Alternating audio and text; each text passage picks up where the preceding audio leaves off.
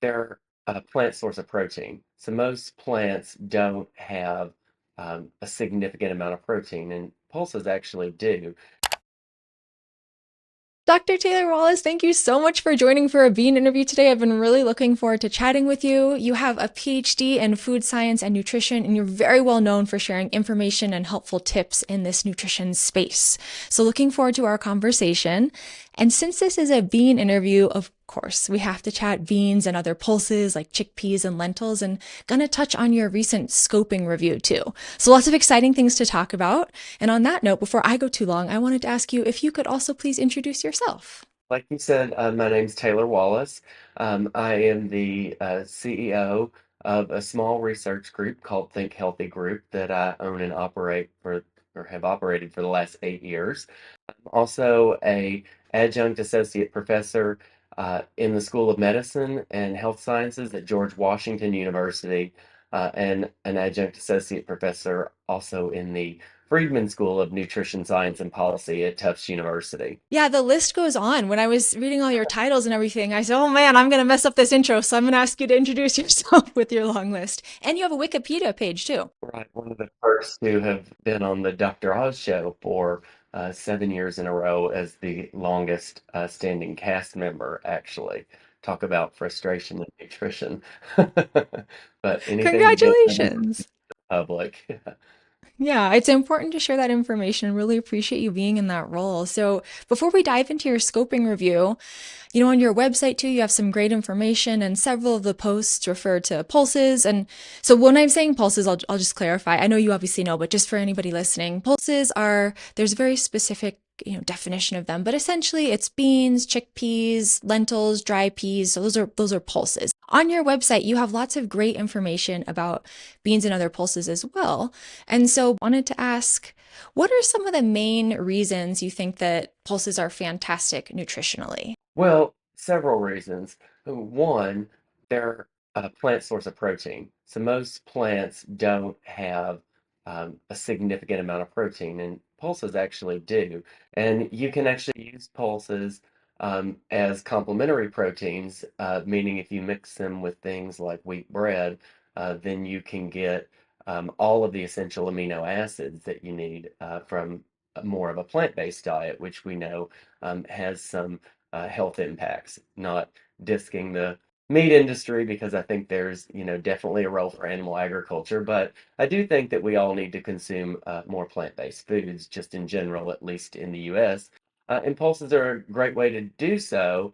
Protein becomes more critical as you age and you tend to consume less food. So when you think about things like sarcopenia and osteoporosis development, I think plant-based proteins can have a significant impact in that regard. The second reason that I think pulses are a nutrition powerhouse is they offer a significant amount of minerals, particularly iron, calcium, and magnesium, and also zinc.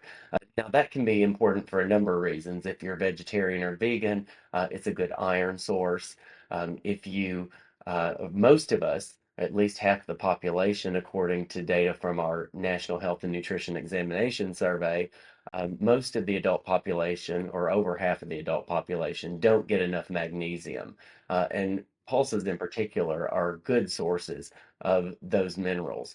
Again, if you're vegetarian, vegan, or you don't consume dairy, there's the calcium that's present in those crops. So those are two of the major reasons that we would traditionally call pulses a nutrition powerhouse. Now, research, as you kind of alluded to already in the scoping review, is starting to really show that pulses have an effect on chronic disease and resiliency to chronic disease, as indicated in some of those biomarkers like LDL cholesterol reductions and things like that that we identified. Absolutely. And so you kind of beat me to it because I was going to say, so, what are some of the main health benefits that are coming along with that? Because there's such great nutrition, surely there's some health benefits tied to that. But I think we can just, since you kind of gave a little tease already and then you really get into that in your scoping review, we can probably just dive into that. So first of all, what is a scoping review? So we can just define that and make sure everybody's on the same page. A scoping review is what we might say is akin to an evidence map. So it's where we are using a systematic search that can be replicated, but we're kind of tossing a wide net out there and just seeing what's out there in the scientific literature.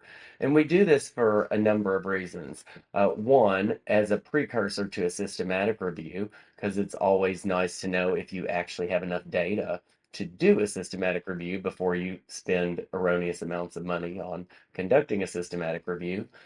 Two, for policy reasons, because we can cast that wide net out and see what types of evidence is available and how heterogeneous that evidence is, or how homogeneous that evidence is. So, are these studies of different populations? Are they mostly in women? Are they mostly in older adults or younger children? A scoping review really helps us map that evidence to see what's out there. So, from a policy and even a scientific perspective, it lets us know what types of research has been done, what needs to be conducted, and kind of where we stand on the entire topic, on this broad topic of are pulses healthy for you?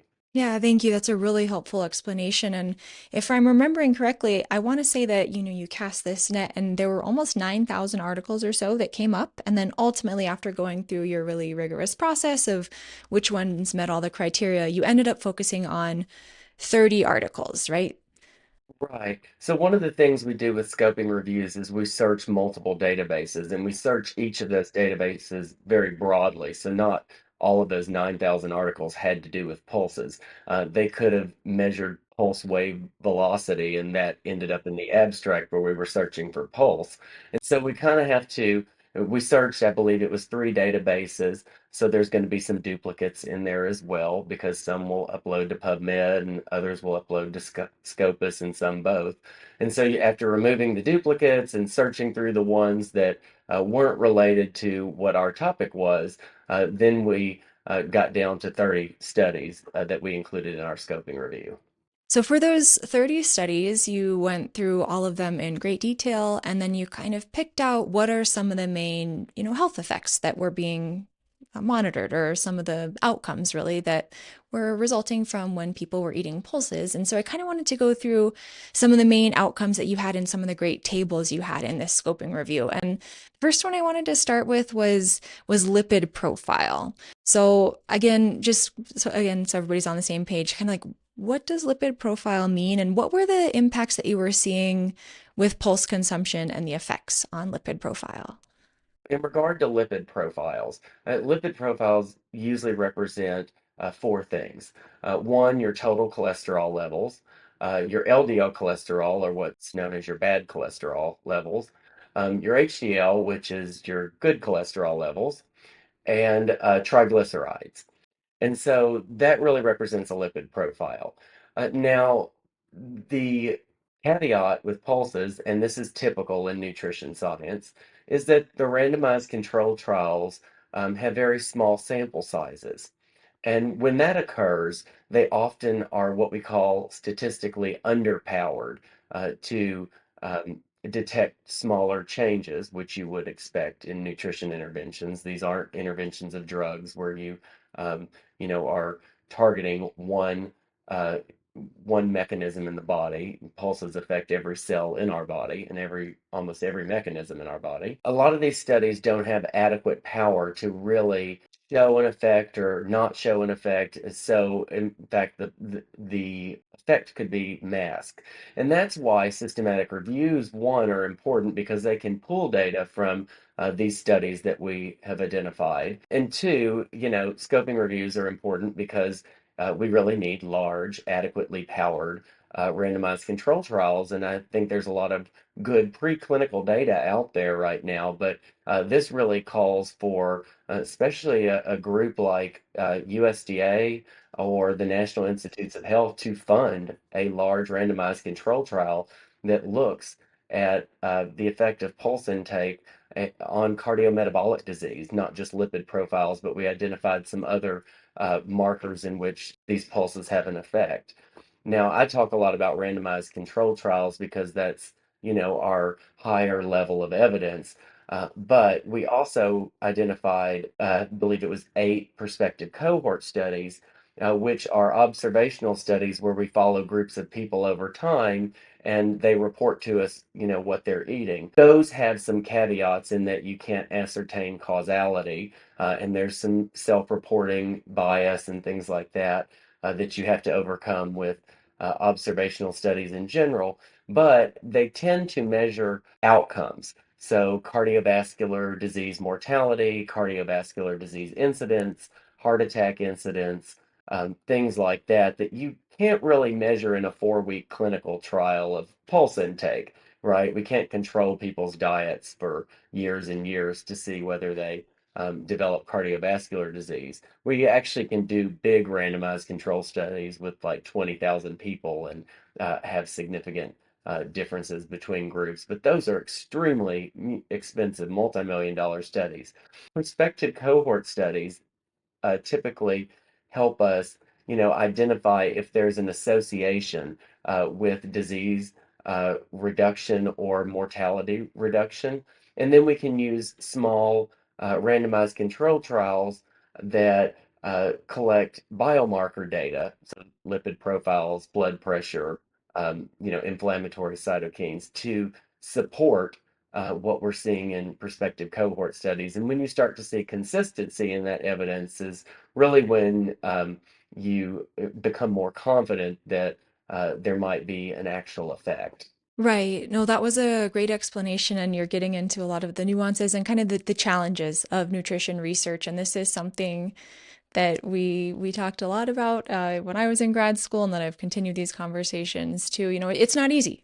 So sometimes when people will ask us questions of, oh, what exactly happens when you do this? It's like, well, it depends. It depends on the person. It depends on the food matrix. It depends on so many different factors, and the research is ongoing, and it is expensive to do these gold standard studies, and you want to make sure, like you said, that the evidence is there before you dive into them. So I appreciate you sharing your information and your thoughts on that. And so I know, again, there's variation, there still needs to be more studies and everything, but for lipid profiles, I believe one of the effects that you found more regularly, kind of in the 30 articles you looked through, was that there could be some benefits for decreasing LDL cholesterol. Was that one of the most consistent effects you found in terms of lipid profile Yeah, there there? were two that stood out really to me, and that was a potential reduction in LDL cholesterol. Now, in a scoping review, we don't dig deep enough to say, okay, how much of a reduction, but we kind of highlight that,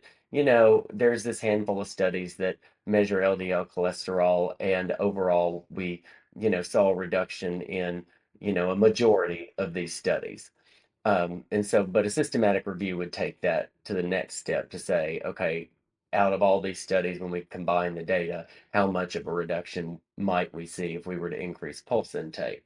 The other one that we saw some fairly consistent effects on was C-reactive protein, which is an inflammatory marker that is also very much linked to heart disease, certain types of cancer, many age and inflammatory related chronic diseases that pulses seem to have the potential to impact. Okay, so some benefits there. Excellent. Thank you. So those are some good ones to be looking for. Anything else you want to touch on, or are those kind of the two main ones that you think are strongly supported that we could definitely dive into more research on? Right. Well, those are the main two. But listen, people often get turned off by nutrition because they're looking at one marker like LDL cholesterol or C-reactive protein or blood pressure. But, again, food is affecting, you know, multiple mechanisms in the body. And so while you might see tiny decreases or improvements in, a marker like LDL cholesterol and CRP, all of those markers added up together can actually have quite a substantial long-term effect. So there's kind of a caveat in research where, and lots of times in nutrition, we get disappointed because we are, only showing these tiny effects, but we're only looking through a very tiny, narrow window. And when you look at things from a more 10,000 foot view, all of this data that we accumulate on the health benefits of pulses adds up to the much bigger picture. Absolutely, really well said. And I think in a lot of the studies too, and maybe in some of these 30 and then in some of the broader ones, the consumption level often is pretty low. And so if people are only having a very small amount of a certain food, then you might not really be having enough to have some of the greater impacts. So there's that consideration. And then also there's the sustainable eating habits consideration coming into play too. So we have the health benefits that it definitely looks like pulses can be offering, but then also we want to be eating foods that are good for people, but also good for the planet. So there's a lot at play here. Plus, pulses are delicious. So some other things to consider too, Uh, right? No, it's definitely something to consider. I mean, my expertise really isn't in the environmental sustainability area, but pulses are certainly one of the leading crops that have a positive environmental impact. And so, for those individuals who really care about the environment, that's, another reason to consume these, healthy foods. Yeah, no, I think it's a huge win, and it's one of the reasons that I live in Pulse World because they check so many boxes, right? They're very, very beneficial for so many different, for people, for planet, for cultural relevance. The list goes on. They're very impressive. Okay, so some of the main takeaways from the study were that it looks like these can have benefits for reducing LDL cholesterol, for potentially for some inflammatory markers, reducing inflammation, and then just the when you consider it in a broader context, the other health benefits that it is likely that they're also bringing along with it. But those were some of the main ones called out in the studies that you. Okay, excellent. Right. And again, like, statistics is everything in nutrition. So if you look at these, smaller randomized control trials, a lot of times they don't have the statistical power to detect smaller changes in, for instance, blood pressure, which I always go back to the cocoa studies and the cocoa flavanols. I mean, if you're consuming, you know, yeah, a square or two of dark chocolate per day, you really only see a 1 to 2 millimeter of mercury decrease in systolic blood pressure. So again, very small, but you need a very large sample size to show that very small change. And these studies just didn't have that. So just because it's null doesn't necessarily mean nothing is happening here. Absolutely. Well, and that's one of the things that I was mentioning earlier. And I know I've talked with Dr. Henry Thompson and others too. And part of it is in some of the literature, and again, not necessarily the ones you were looking at, but people will have like a couple tablespoons a day or something. It's like, okay, if there's a small sample size and you're only eating a bite a day, it's hard to really monitor the effects. So we should be having more pulses, would be one of the takeaways too. Well, you also have to consider that a lot of the studies are in healthy individuals too. And so if you have somebody with normal blood pressure levels, um, consuming pulses might help their blood pressure levels remain normal, but it's not really going to lower it that much. So you don't often see, especially in short-term studies, effects based on, the population. If you have somebody who's eating a very healthy diet that's exercising and not smoking and not consuming alcohol, and you give them a serving of pulses a day, you might see less of an effect than you would in somebody who has metabolic syndrome, that's eating fast food, that's not exercising. So, depending on the population, your outcome could be much different. Yeah, another really good point too. So if already a healthy person and eating them, it can help kind of keep you healthy, which is our goal. We all want a nice long health span, right? But then definitely different effects for different individuals. So it depends, as is always the case in nutrition, right? Right. So then another question I wanted to ask too is I've seen that you've done some research on chickpeas and on hummus and on the potential benefits of including those. So I was curious if you had any key takeaways, one or two takeaways that you might want to share from that research and those articles. Yeah, actually, that research we conducted a few years ago, right at the pandemic, actually, through a unrestricted grant from the Sabra Dipping Company, which really opened up the doors to some new research that I haven't talked about a lot that hasn't been published yet, but it really started to help what I'm defining as a carrier food. And so right now we're working to actually define what a carrier food is in the scientific literature. And that's because as I was doing this research on hummus, I guess it just stays at the top of your mind. And I ended up, going to the grocery store and consuming hummus. And while we were all on lockdown during the pandemic, I noticed the weeks that I bought hummus in the grocery store, I tended to eat a lot more vegetables. And so it kind of gave me this concept of, okay, are there carrier foods that, regardless of how they affect the diet themselves, could they indirectly affect diet quality and health by encouraging the consumption of other healthy foods like vegetables, whole grains, things like that? And what we showed in that research is that hummus in particular could be a carrier food for dark green vegetables, carrots, and whole grains. I love that. And what a great term too, carrier food. And it kind of gets at some of the guidelines for the school nutrition standards that are changing too, which basically was so that, a smart snack, hummus, which they're calling bean dip, could actually be counted as a smart snack. Because yes, it may have a little bit higher fat content, but first of all, Right. those aren't bad fats. And then also they're carrier foods. So they're bringing in all these other healthy Right. foods into our diet too. Oh, I can't wait to read the research that Well, sounds and like will be hummus is coming out. a good example of that. I mean, so we're actually we're looking at it from a much larger, viewpoint than just hummus now, and we're getting ready to publish that data probably in the next 3 to 4 months to look at what carrier foods there are in the diet. Of course, those can change based upon, cultural preferences socioeconomic status, things like that. But one of the points of this research is to really give a little bit more policy directive because there are foods that could be not so healthy for you, but could be a carrier food for something that is really healthy for you. And so I do think that, when we talk about policy and recommendations to consumers, we've got to kind of consider behavior because if we're telling people to do something or to cut something that they're not going to do, then the work we have kind of just dies in the journal. Whereas I think hummus is a great example of something where it tastes good, people like it, and by the way, you don't have to tell them to eat more vegetables. They might just actually do that just by purchasing a thing of hummus in the grocery store. So it's a new concept. It's kind of bubbling up. We're working on, I guess what you would call the definition manuscript right now, as well as some new data looking at a bunch of different foods. But we'll be coming out with that hopefully in the new year.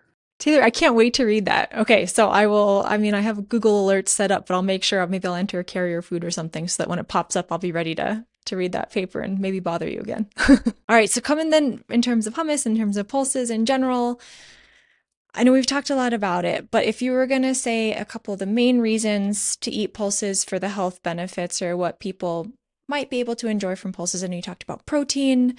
Fiber has come up a little bit, but what are maybe two key takeaways about what people might be able to expect from health benefits from pulses?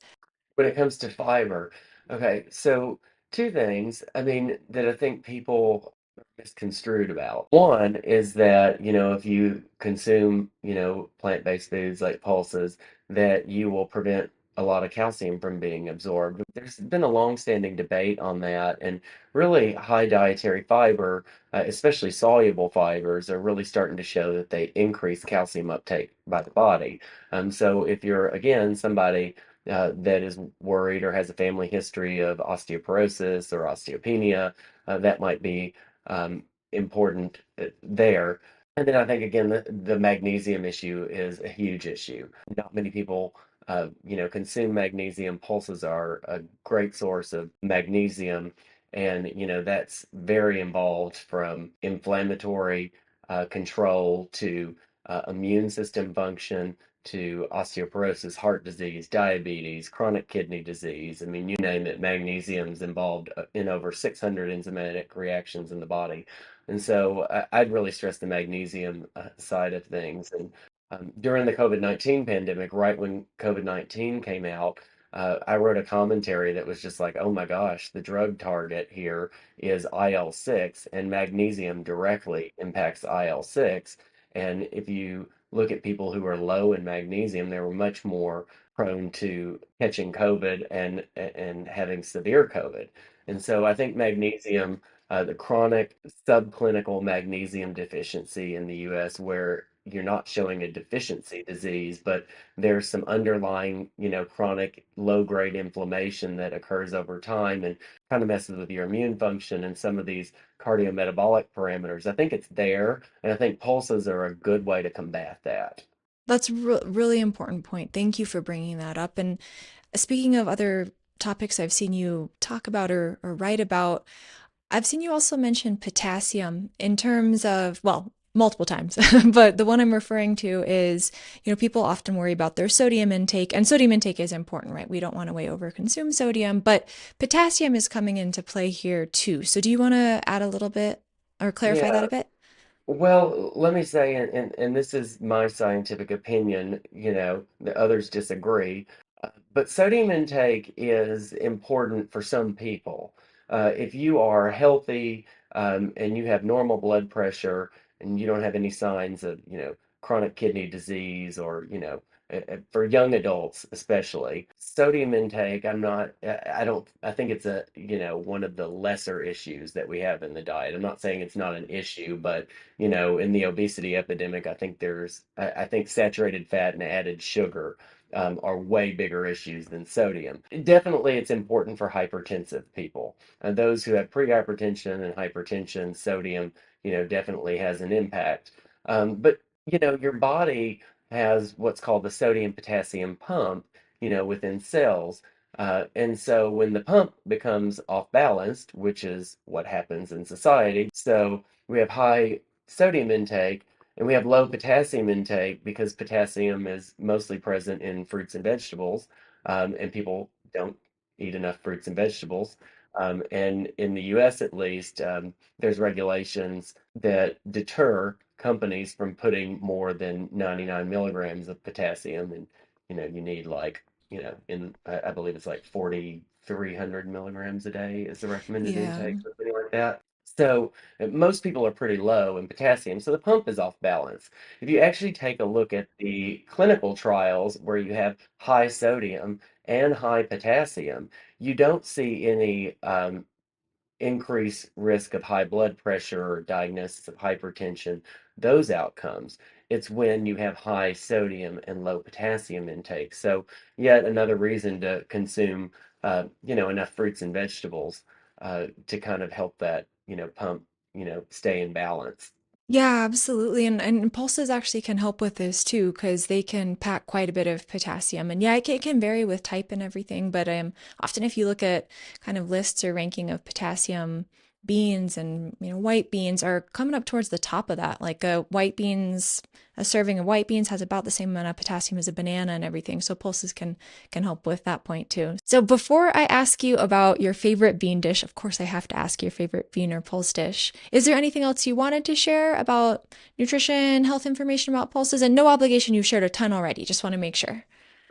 Well, I think one of the areas that we're going to focus on in the future, having come off this scoping review, one of the areas I'd really like to focus in on, I work a lot on the cognition side, whether it's cognitive development in young infants or within uh, nutrition interventions within pregnant women. But I also work a lot on the prevention of Alzheimer's dementia risk side.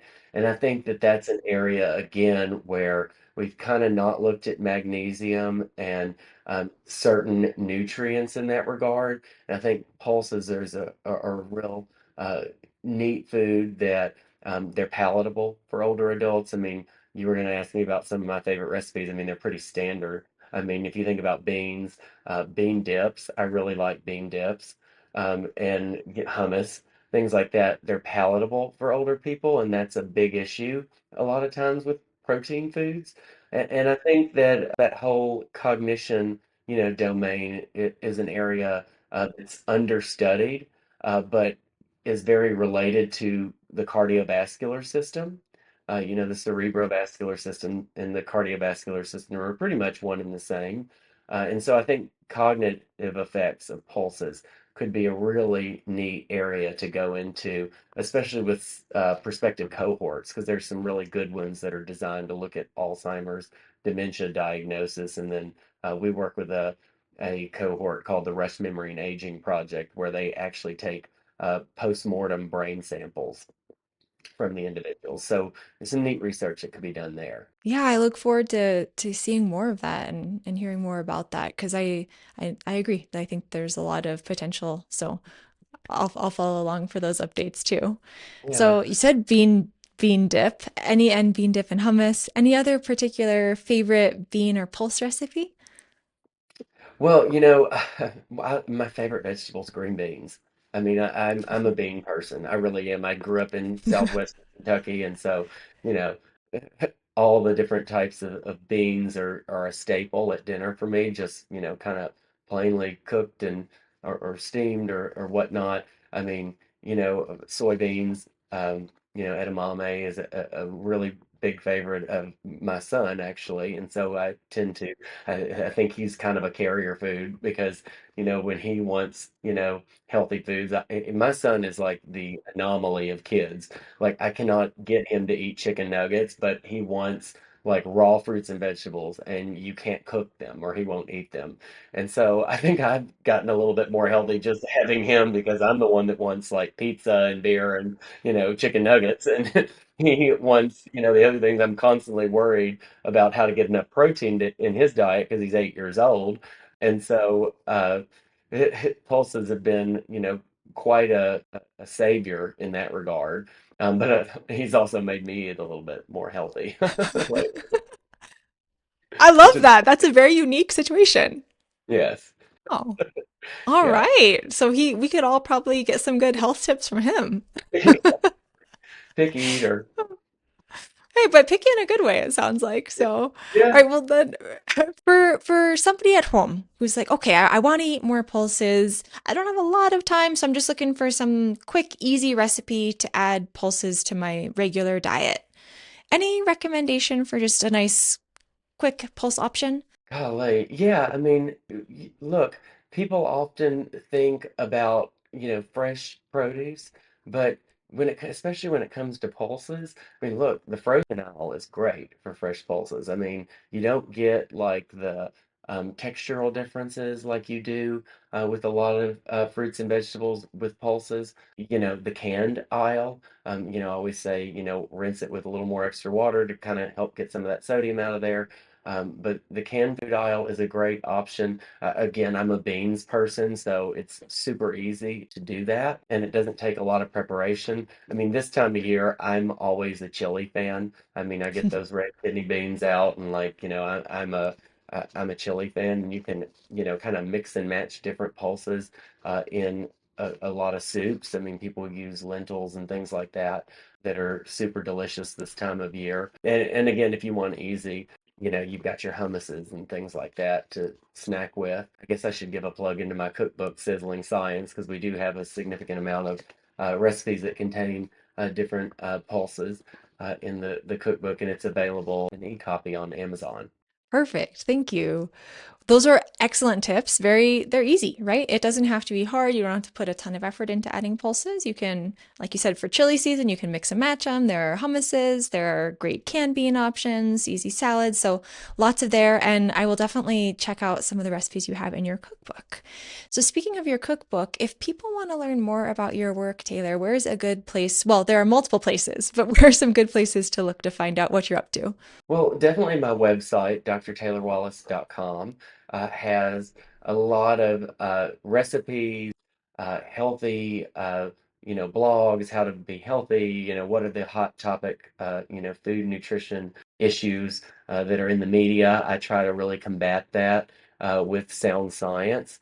We're actually just getting ready to roll over a new website within the next 2 weeks. So, really excited about that, and we'll be expanding that website to include more general nutrition information, not just hot topic specific information.